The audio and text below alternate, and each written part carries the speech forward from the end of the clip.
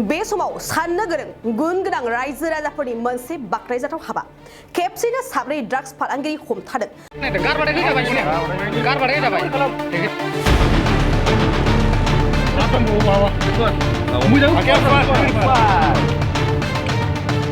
साननो गोरों गुन गोनां रायजो राजाफ्रा आरो हमथाना लाखिनाय साब्रै दायनिगिरिफोरखौ साखाथियावनो थानाय आउटपोस्टआव पुलिस हानजानो गथायो।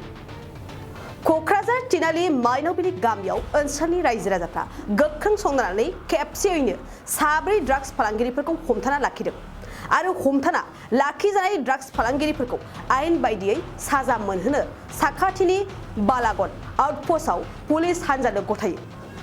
हमजानाय ड्राग्स फालांगिरि दायनिगिरिफोरनि मुंफोरानो जाबाय सुजित बसुमतारी तिनालि माइनावबिलि गामिनि थागिबि, खोमथा बसुमतारी तिनालि लावरिपारा गामिनि थागिबि, सुरज सिंह तिनालि बालागाव गामिनि थागिबि आरो राजशंकर बालाजान तिनालिनि थागिबि।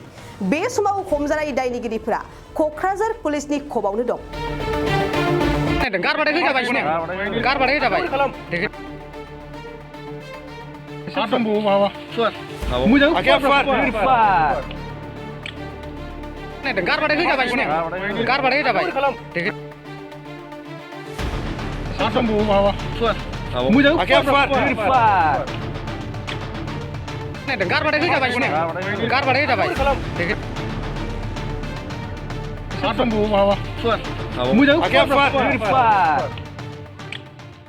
गय गायग्रा आबादारिफोरनि थाखाय मोनसे मोजां खौरां।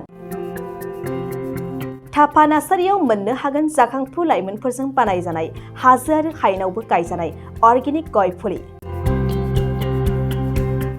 थापा नार्सारियाव अर्गेनिक आदबजों बानायजानाय मोजाङैनो खिलिखांनाय गासै 20,000सो गेरेमसा गय फुलिफोर दं। बारा नङा, फांसेयाव 60 रां होनानैनो नोंथांमोना गय फुलिखौ बायना लांनो हागोन। बुरजा लाङोब्ला खमायनायनि सुबिदाबो मोननो हागोन। थापा नार्सारिनि गुबै थङा क'क्राझार सहरनि सानजा फारसे थानाय बावखुंग्रि हाजोजों नांजाबनाय हरिनागुरि गामि हाथाइनि साखाथियाव।